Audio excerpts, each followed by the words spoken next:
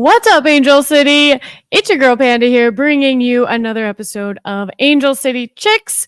Yes, we are finally back. It feels like forever. We'll update you on all of that. But first, I have to introduce my favorite co-host on a podcast. That is the one, the only, wearing her swimsuit because it's so hot out in the South Bay. Nina Kiefer, what's going on?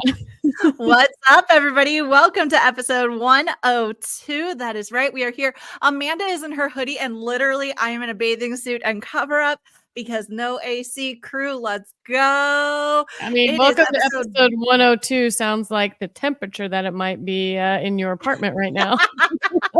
It's a good 76 right now, but there's no airflow and it's just toasty warm. But don't forget to like and subscribe. Get with us in the comments. Let us know your thoughts. This show is not the same without you. And of course, get at us on all of your social media channels. We are at Angel City Chicks. That is right. We are here to talk soccer with you. That's right. It's been a minute. Nina's had a crazy work schedule and just haven't been able to really link up. Sometimes sleeping is a little more important than trying to get on here and give you kind of a rundown version of a podcast that we would love to give you in a good form, which is what today is. Today is we both feel rested. We both feel well. Cheers to that. We both have a little, we both have wine. That's like the first time in a while where that's happened. So this is going to be a fun one. We've got a lot of stuff to cover. We're going to go way, way, way back to July 6th and cover that Gotham, New York, New Jersey, wherever they're from. I don't know. We're going to cover that game that was at home and what went on there. We're going to talk about some news and notes that has happened recently, as recent as this past week.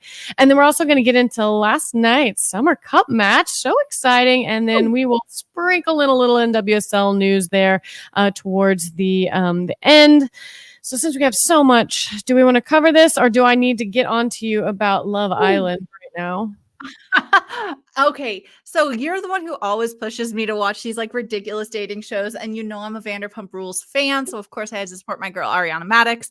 And sunscreen. No. Why do they never wear sunscreen? I mean, you just don't see them put it on, right? The only thing I can think of the entire time I'm watching them is they really need some sunscreen.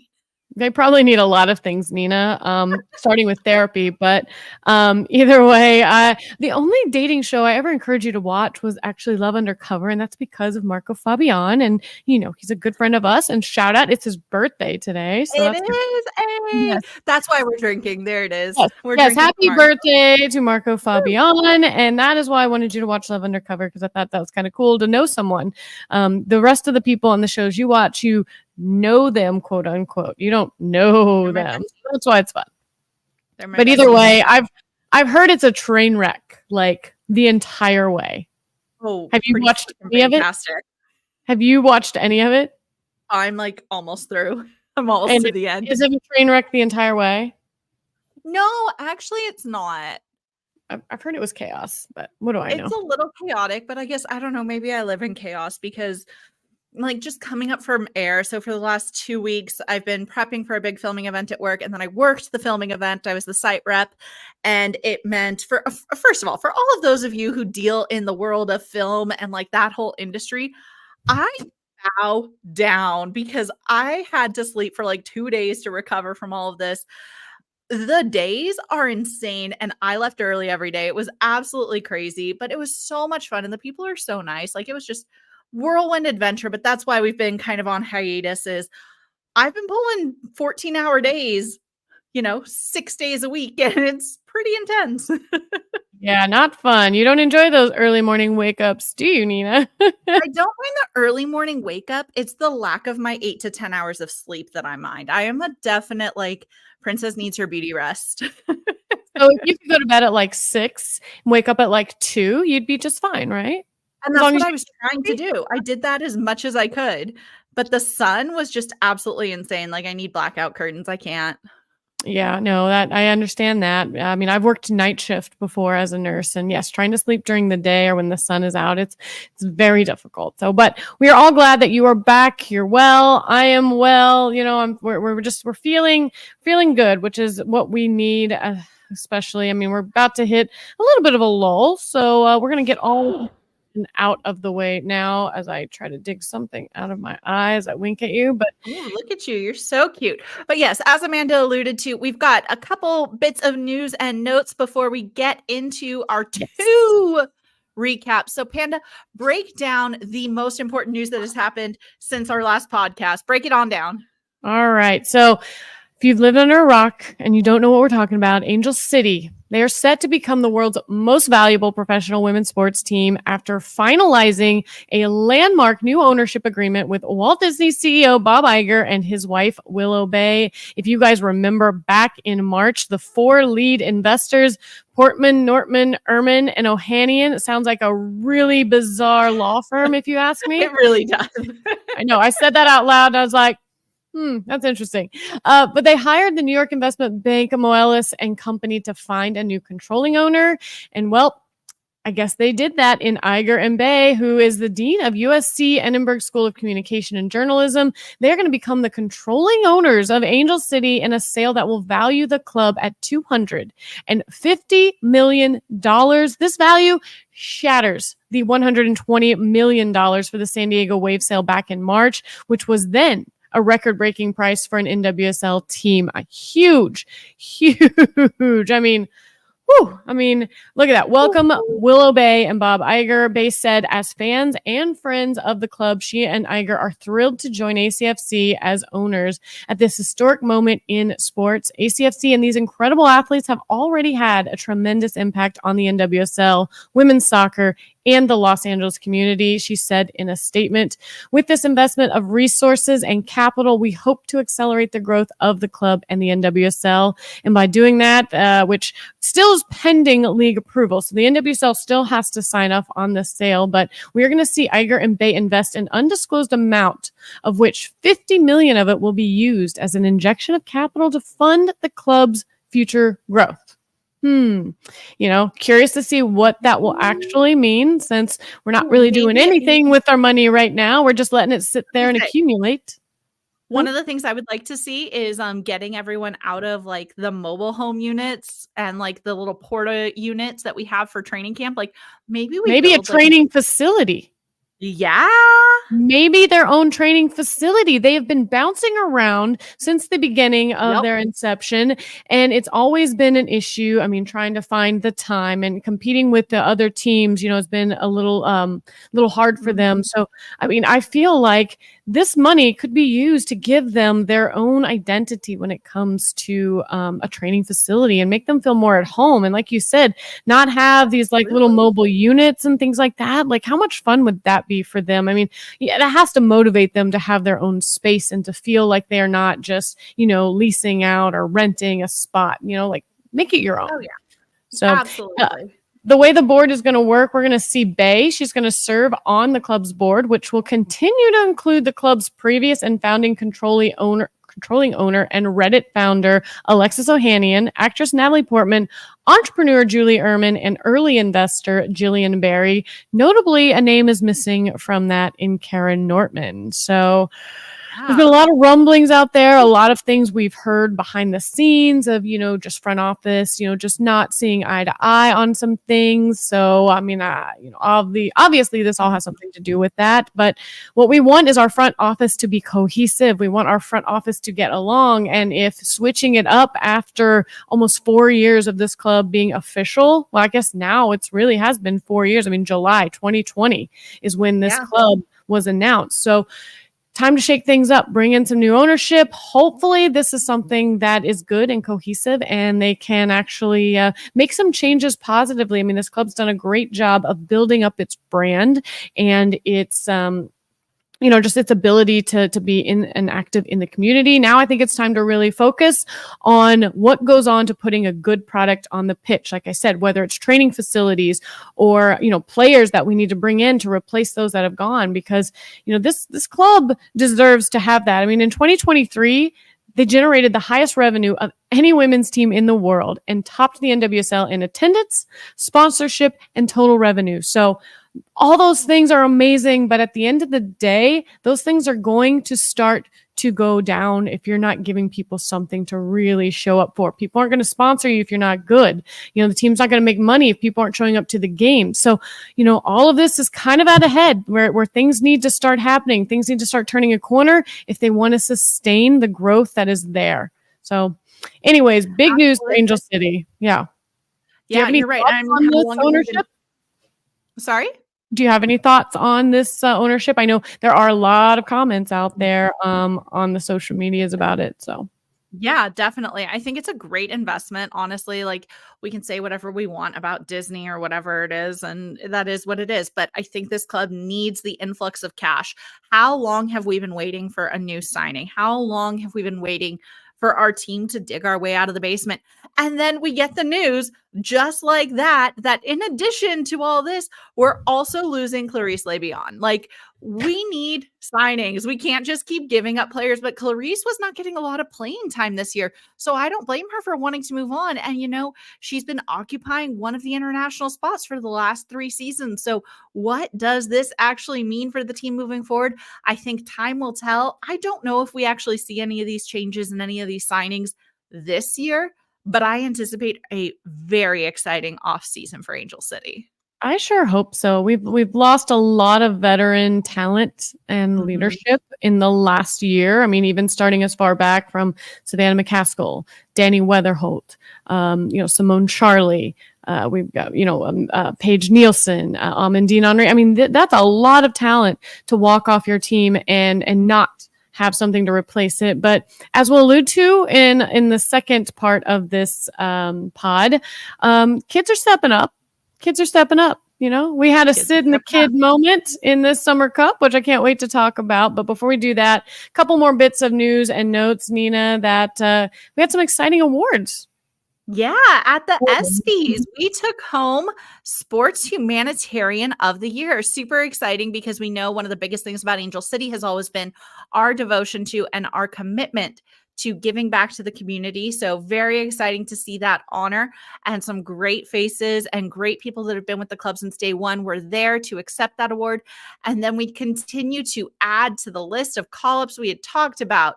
So many people getting their call-ups, getting their moment to shine. And we added a couple more in addition to Rocky Rodriguez.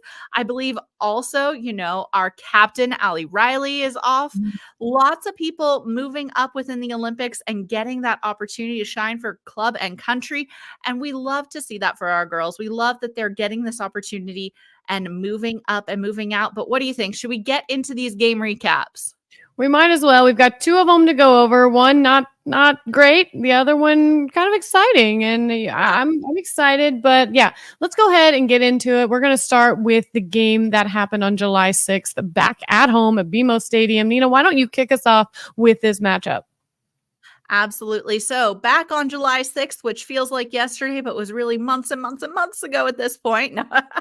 Feels like Angel City Football Club fell 2-1 at home to New York Gotham following a first half goal from the visitors, forward Crystal Dunn and midfielder Delaney Sheehan, and a second half penalty goal by ACFC forward Claire Emsley.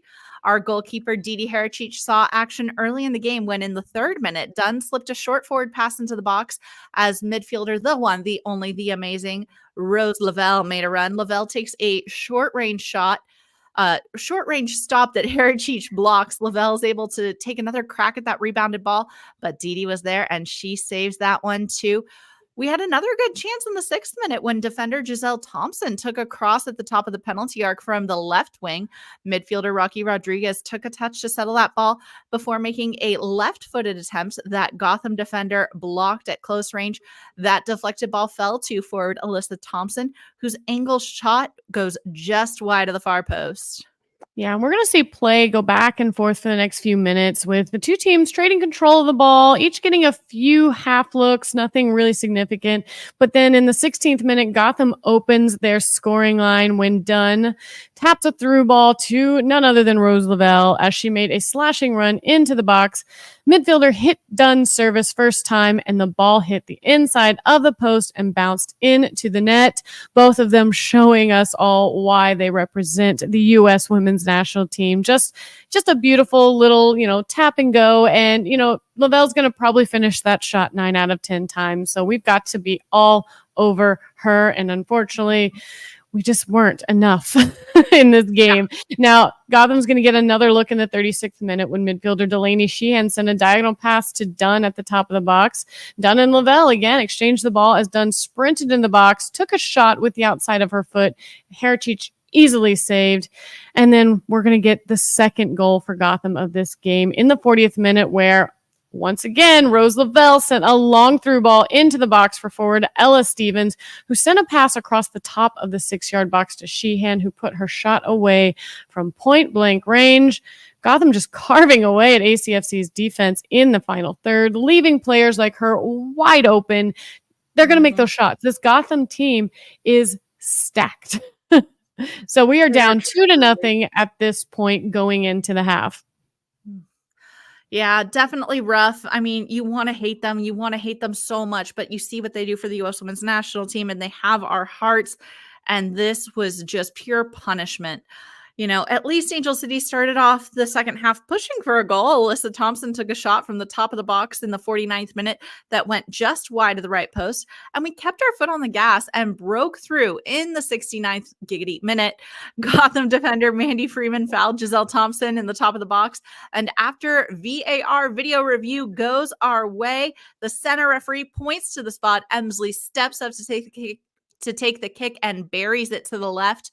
Ooh, that felt so good. Their keeper was able to guess the right direction, but her reaction wasn't quick enough to stop Emsley's low-driven shot, and you gotta celebrate the ones. Celebrate those victories. I'll take a VAR win. I'll take a PK goal. I'll take it all. Give it to me. I mean, yeah, there was no question on that call. It was definitely a penalty when you go back and watch it. Freeman did get her foot on Giselle. It made her unable to continue that run. So, hey, we'll take it, but I want to see a good run of play goal. So I can't wait to get into this second matchup. But let's close this one out. Nina. Yeah, Angel City had a final attempt in the 84th minute following a long throw-in by defender Megan Reed, initially falling to midfielder Clarice Lebion before bouncing around in the box a few times. It finally landed back at Lebion's feet, who took a sharply angled left-footed shot, but Berger dove and made that save. Oh, you have to wonder if she would have made that shot. Would that have changed anything, or was that already decided? Oh, I think it was already decided. It would have been a sweet little bow on everything, but I don't think she was staying. Nah, I mean, she needs more playing time. She needs to go somewhere where she'll get more playing time. Now, in the 89th minute, New Jersey did have a near miss when forward Lynn Williams beat her mark to fire off a shot from inside the box, but it hit the crossbar, and that is the whistle. ACFC falls to New York, New Jersey, Gotham 2-1 at home, unfortunately, making it, as I look at this, their third loss in a row. So out of the 5 games, we've had a win, a tie, and 3 losses. So not exactly great, but let's talk about some good things first. Let's talk about ACFC's milestones. Claire Emsley, she earned her 6th goal of the season, making it her 12th in her career and moving her into 6th place in the Golden Boot race. She's made 3 out of 4 penalty kicks this season. Let's talk about stats. Your favorite thing?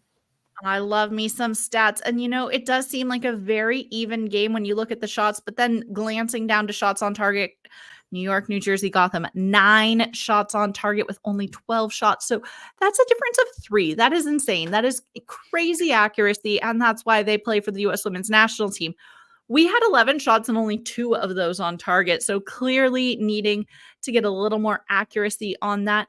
Other than that, going down the line, just about even in terms of possession, passes, pass accuracy, fouls, everything like that. They got 3 yellow cards, which I don't know if they were necessarily more physical, but I'll take it because it works in my favor. And we had 3 offsides. So that back line was definitely holding us and keeping it in check. overall, it is what it is. We lost to a fantastic team, and I wish I was more upset.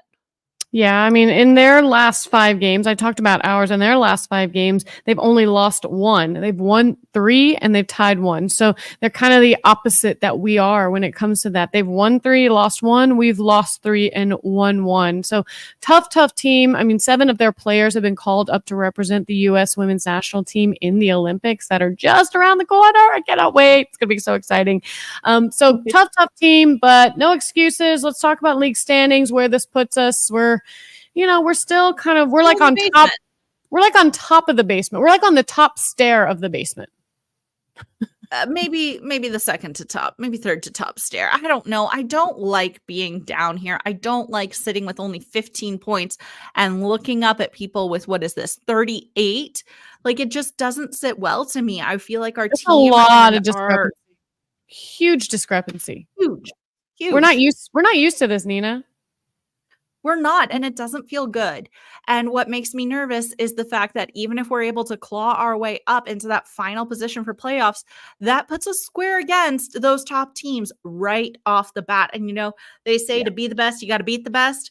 So I guess bring it on. I don't know. I'm shaking in my boots over here.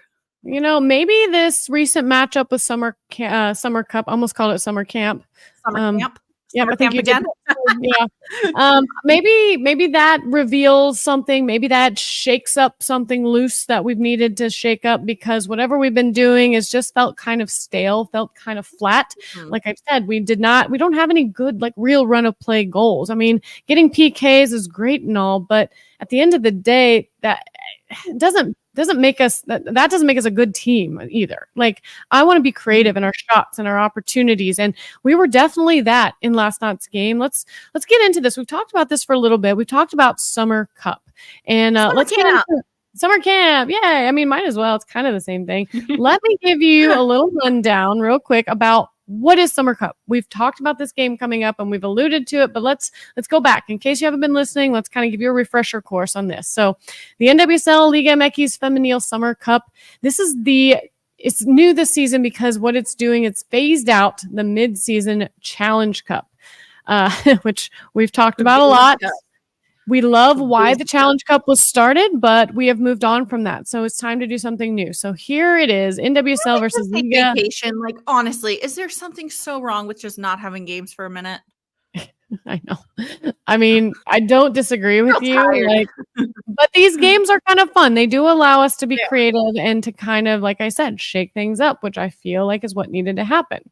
So this tournament is going to feature all 14 NWSL teams as well as the 6 Liga MX sides who earned the most combined points in the Clausura and Apertura 2023. If you don't know how Liga MX works, they have 2 competitions instead of one giant one. They split it up into Clausura and Apertura, and then you have 2 champions within a season, basically, or within a year. So they take those top 6 points teams, and those ended up being Tigres, Club America, Chivas de Guadalajara, Rayados, Pachuca, and Tijuana. So those are the teams you're going to see feature for them. Now, the 30 teams have been split into 5 regional groups where every team will play every other team once, kind of like a group standings for the World Cup, the Euros, the Copa. We all know how that goes. Angel City's in Group B with Club America, Bay FC, and San Diego Wave FC.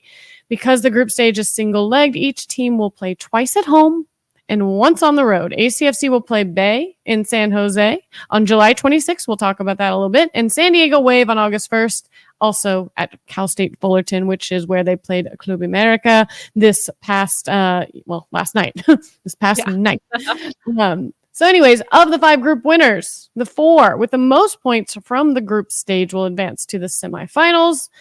That will be held on August 6th.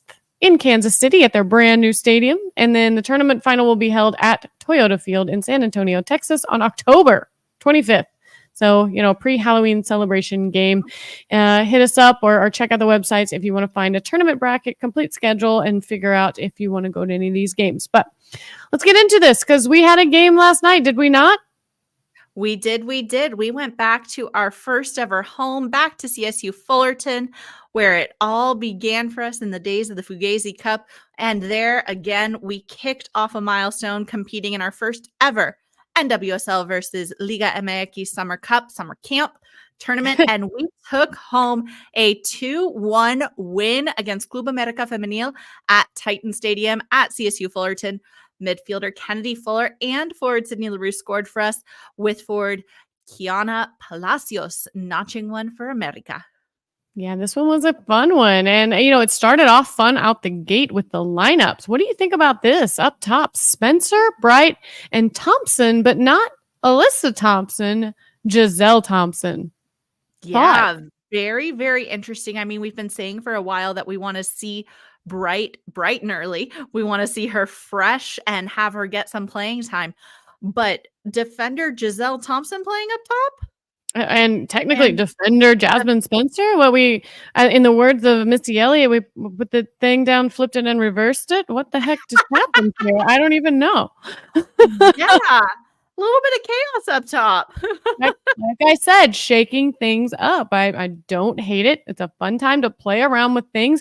Maybe she asked them, where do you want to play? Never see this in a men's match. I know, but that's what makes this so much fun and chaotic. And you know what? It worked. It worked, Nina. You know why? I'm going to tell you why. I'm going to tell you why, because we're going to get into this game. So it starts out forward, Messiah Bright. She actually had the first real chance of the night in the 11th minute. The play was a team effort. It started with defender Sarah Gordon sending a forward pass to midfielder Kennedy Fuller, who tapped a nice diagonal ball to midfielder Maggie Doherty Howard, who found Bright as she made a run into the box. She shrugged off the pressure from the two defenders and then managed to put a shot on frame, but goalkeeper Sandra Panos came off her line to block the attempt, and I had to rewind this several times, go back, watch, listen, look. The announcers called Doherty Howard Matthias. They thought that was Merritt Matthias. And I was like, I heard that. And then I looked at my notes and I went back and read it again. And then I listened again and I watched again. And I was like looking, I'm like, I mean, it's kind of a far view. So you kind of have to look, and I'm like, that is Doherty Howard. Why are they calling this Matthias? So maybe I lent them my glasses. I don't know. I don't know. Go back and watch the attacking third highlights and go to that. They definitely, you hear it and it's very interesting. So, out the gate, we're attacking, we're putting shots on target. So, and I love it. And I love the passing that happened there too. That's something that we need to see more of, more precise passing, especially in that final third, because sometimes we struggle to get past that midfield and do anything but lose the ball. Yeah, absolutely. We need to have that precision. We need to have those passes completed, especially into that final third. And, America answers with an attempt in the 12th minute when their midfielder, Nicolette Hernandez, uncorked an angled shot from just a few yards outside the area. Goalkeeper Angelina Anderson, who was in goal instead of Didi Harachich for the night, dove right and got her hand to the ball to block it out for a corner. And in the 24th minute, Angel City FC had another attempt when defender Sarah Gordon sent a long ball to defender Giselle Thompson, who was playing forward. So defender up forward. The defender to the defender up top. Yeah, to our forward defender, Giselle Thompson, as she made a run up the wing. Thompson dribbled into the box and beat her mark to turn and shoot, but her attempt was wide. And then we are going to see Angel City open the scoring in the 29th minute when defender Merritt Matthias, that was correct, she was able to play a short diagonal pass out of pressure to Kennedy Fuller just inside the penalty arc. Fuller took a touch to control the ball, turned, unleashed a right-footed effort that curled past Panos and into the back of the net. It was such a beautiful goal, such a beautiful sequence of passes and finishing, like something we need more of. And it was just a beautiful touch shot. She settled it, shot it one time. It was chef's kiss. Nina, any thoughts on it before I move on? You took the words out of my mouth. I was literally going to say chef's kiss. I think we've been hanging out too much. Yeah, we kind of know. So, and then we're going to see forward Elizabeth Eddy. She had a look. So not a whole lot happened, if you can tell by the highlights here. And Eddy did come in, I think, at the half. She had a look in the 59th minute. She got her head on a cross from Sydney LaRue at the corner of the 6-yard box, but her shot was high. And then America had their first chance since the first half in the 69th giggity minute when an uncleared corner kick bounced around their penalty area. First with defender Karen Luna making a short range attempt that was blocked, and then midfielder Noemi Granados outside the box follow-up flew straight to Anderson and kept them off the scoring column. Yeah, the visitors kept pushing with a familiar name, Scarlett Camberos, sending a low ball across the face of goal in the 75th minute. But none of her teammates were able to connect before Lily Nabet blocked that pass over the end line. Angel City was able to double their lead in the 89th minute when midfielder Madison Hammond poked the ball away from a defender to the feet of Sydney LaRue at the top of the 18. LaRue, who was highly and tightly marked, turned and fired a left-footed shot that Baños had no chance of stopping, bringing the score to 2-0. Oh, it felt good. It felt so good. It felt so right. But 2-0, you hold your breath and you don't say anything out loud. You don't tempt the soccer gods. No, what they say the most dangerous lead in soccer is 2-0. So that's where we were at. So how's this one in, Nina? Are we going to be upset? Are we going to be happy? I mean, I think we already know, but not upset, but not a shutout. Club America pulls one back in stoppage time with Ford Zagoiza. Oh my gosh, I can't read. I am so sorry. Zuaza. Help. Assist. Zua. I can't read with my light here. I thought you went to the eye doctor, Nina. I did, and they gave me a prescription that doesn't work for my eyes. It's fantastic.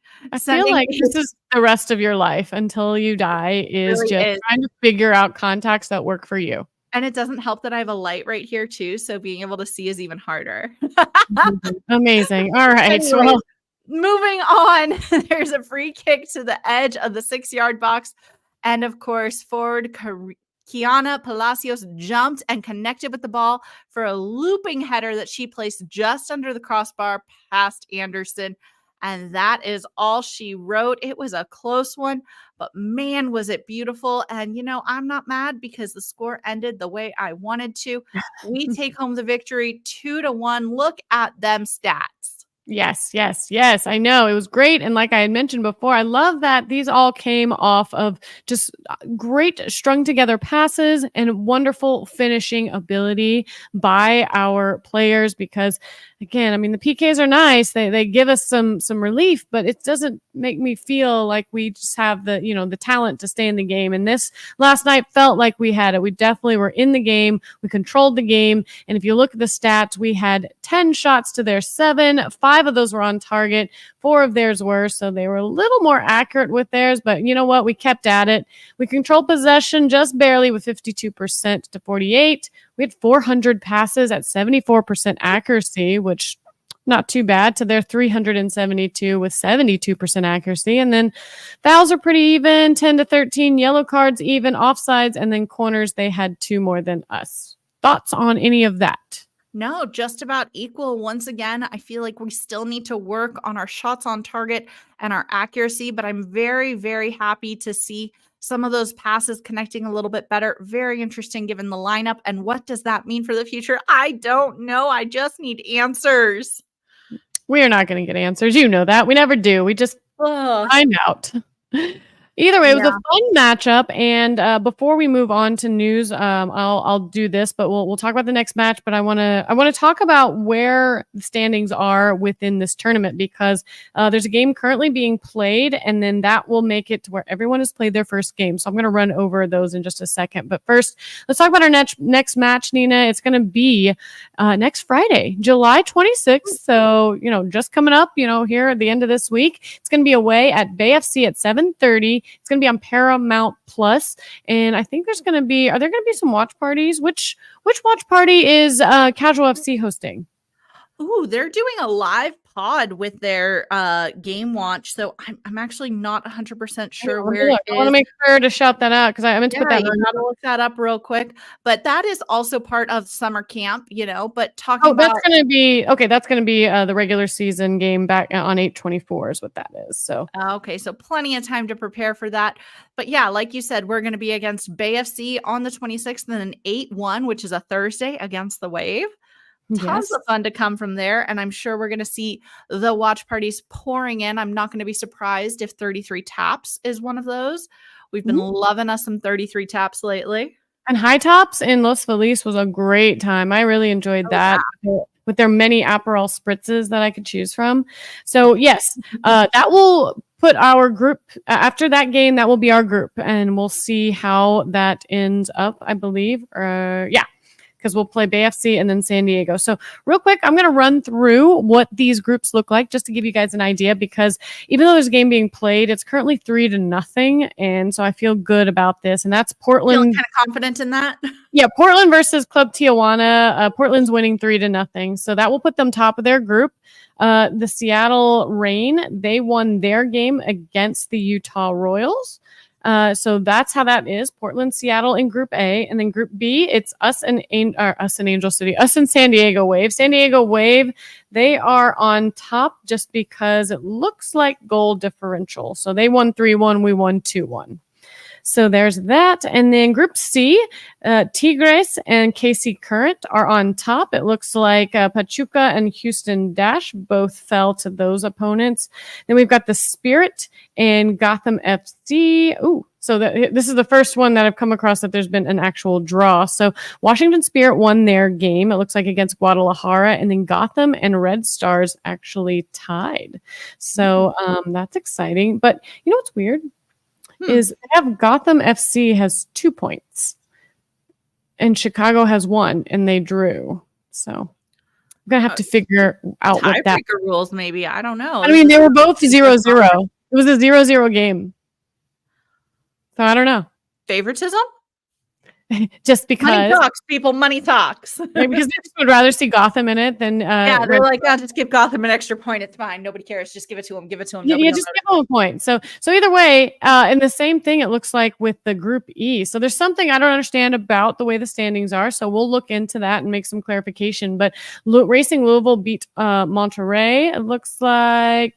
Yeah, they beat Monterrey 3-1, so they are on top of that group. And then North Carolina, and Orlando, they tied, and North Carolina has the 2 points. So that was a 1-1 draw there. So I don't know. We'll have to find out why they got extra points, because I don't know anything about that scoring system, because that is new.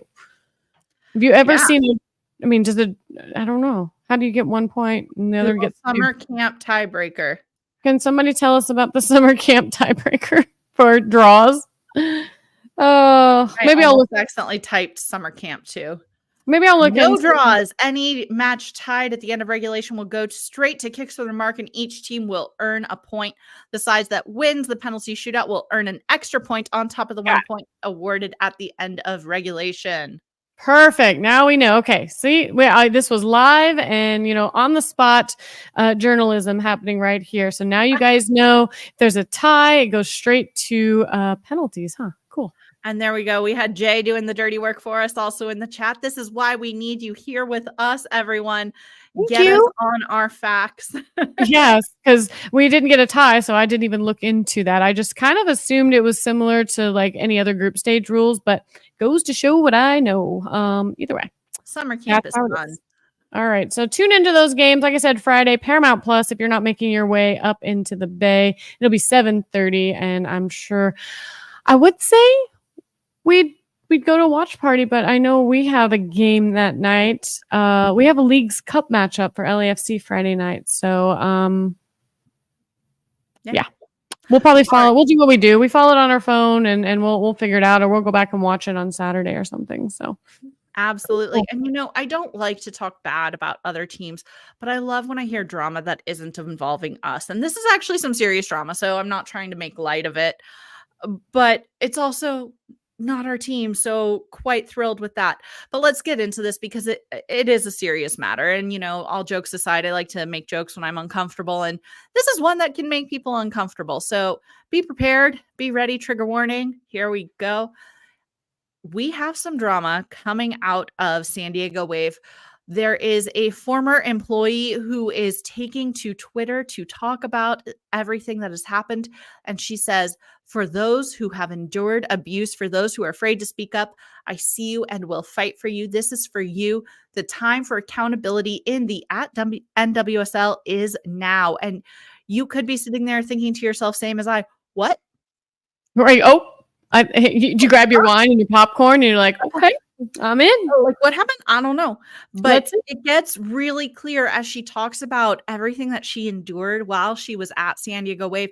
And that's highlighted most in this email that she sent, where she says 10 days after she resigned, she received this email from a senior leadership member. These are the exact behaviors and personnel that have been consistently enabled under Jill Ellis's presidency.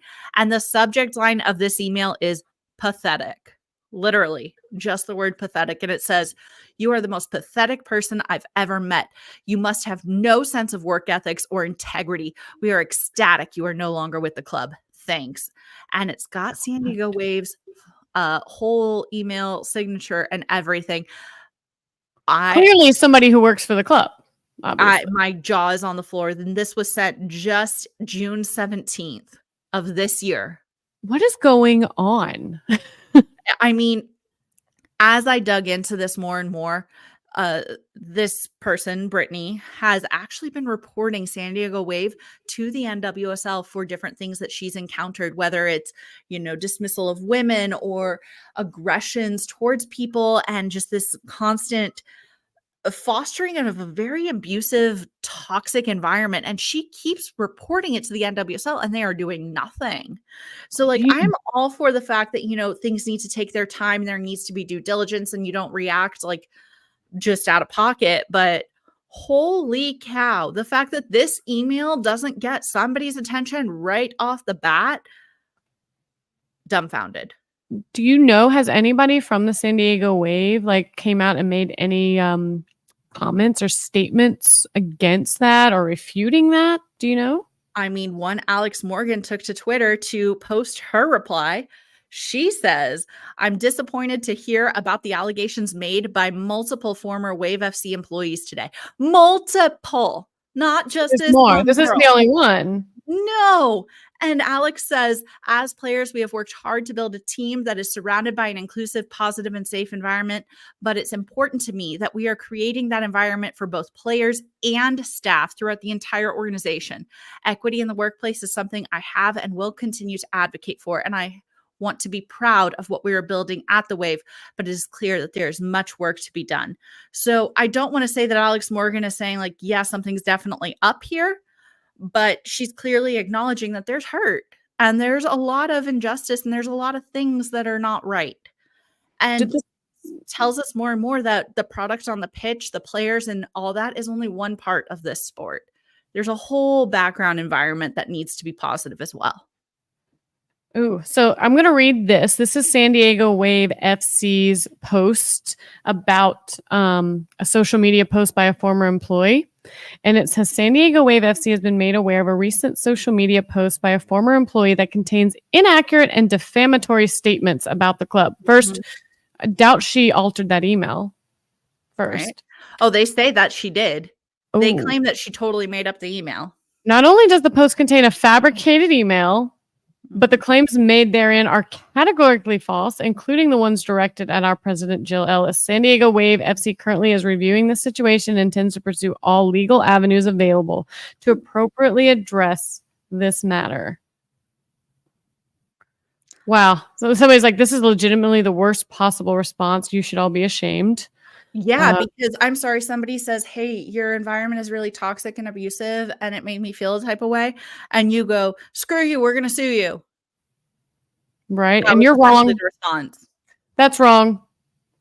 No, screw you. Lawsuit, defamation, done. Oh my God. The comments are crazy. Jeez. Wow. I know what I'm doing with the rest of my evening. Yeah, we thought our comments about the sale to Bob Iger and Willow Bay was bad. Well, No. at least we're not San Diego Wave. I mean, the biggest thing that people are really concerned about is the fact that, they don't want prices to go up with someone like. And they go up even more. Ugh, stab me in the gut. Believe me, I know. I get that. So, but yeah, I don't know. Yeah, somebody goes, something about that statement doesn't sound right. Instead of saying, we will investigate the allegations thoroughly and want our fans to know we're working to operate the wave as responsibly as possible. It went straight to talking about an intent to take legal action against someone who says they're making false claims. Like, It sounds a how do little you, defensive. like, that's just wild to me. Like Yeah. that. Why would someone really go to that I link? feel like I caught you completely off guard with this one. I kind of saw it. Like, let me just say, I know. did see stuff out there, but I think I saw pieces of it, and I didn't know exactly because I mean it wasn't our club, and I'm just like, whatever. Good luck with yourselves over there. I hope you find Yeah. peace. But yeah, I don't know. I mean, Hmm. we at least we don't have that drama, or at least the drama we had was kind of more like stayed contained. Like we had some drama in our front office, but it was never aired publicly. I mean, there are some things out there in reports that have kind of highlighted what they say was thought, and yeah, no, we haven't ever gone this far. So I don't know. Interesting. I guess stay tuned for the drama. If we hear any more, you could stick around at the end of our pods. Maybe we'll keep you clued in because who doesn't like a little drama when it's not your own? I know. The funny We thing all is, though, I we haven't all seen sit at the anything table. on this since. You haven't heard anything since? No. Say I'm no. Now I'm gonna have to do. Radio Yeah, silence. yeah. But I'm yeah, gonna have to crazy. see what's out Like, there. I feel really bad. Like, I don't want anyone to ever be in a situation where they feel like they're in a toxic work environment, that they're not valued. Like, I think you and I both feel very valued at our jobs independently. And I think that's Yeah, something that's really important. If you're going to go into work 8 days a week, spend more time with your coworkers than you do your friends and family sometimes. absolutely. I Can't mean, yeah. imagine going into a situation where I felt devalued as a human daily. Right. Yeah. Or yeah, or toxic or something like that. So, Mhm. well, I hope they figure it out because that's it's not a good look across the league in general because we've already had things happen within our league that were controversial. We've had all kinds of stupid allegations Mhm. that that they've had to take action on, and we don't need that in our league. It needs to be run as cleanly and smoothly as possible and set a good example. There's tons of corruptness that goes around in any level of any sport that's out there. So Yeah. let's not buy into that with our own league. Let's keep it for a good environment for workers, for players, for anybody involved. Like there's no room for abuse in any forms, whether it's verbal or physical or sexual or whatever it is. There's no room for it in any workplace whatsoever. So Absolutely. that's all I have. I got something light for us to end with today. I usually end with a quote, but I got one better for you today. Oh, no, what are you gonna do to me I now? have been waiting to share this. I am going to play you one of the best things that Angel City has ever taken the time to produce and post. I hope you are all ready for the amazing line, so it's not just putting that out there. Copyright. What do you call an espresso with a cold? What? A coffee. How come you can't hear a pterodactyl go to the bathroom? How come? The P is silent. What do you call a playlist you go hiking to? What? Trail mix. How come the jalapeno couldn't practice archery? Why? Because you didn't have an arrow. Habanero. Oh! What's the difference between a dad joke and a bad joke? I don't know. Nothing. Or a letter. I came up with my own answer to this. What do you call a cow with no legs? What? Either ground beef or I say unmovable. Pull that one. So a guy walks into a beef store, and so he's like, yeah, I need to buy some beef for my backyard. So goes out back, grabs a little box of them, brings them up to the cash register. He's counting them, and he goes, oh shoot, man, there's 13 in here. The guy at the register goes, don't worry about it, it's a freebie.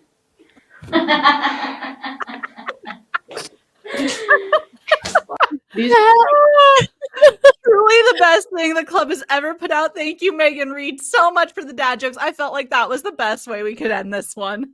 Megan Reed and her dad jokes. I love it. That was great. What a good way. I mean, yeah. Maybe we should find if we lose a game from now on, we're gonna just find a funny reel that they've posted and put that instead of a quote, just to lighten the mood for everybody. Yeah, absolutely. I agree. All right. Well, we've gone through a lot of information. We've gone through, changes in our own club, drama in other clubs. We've gone through 2 games. Do you have anything else you want to add to this or say at this Panda, point? are you ready? I'm ready. Good, because we're going. I was not, in fact, ready, but guess what? I am now.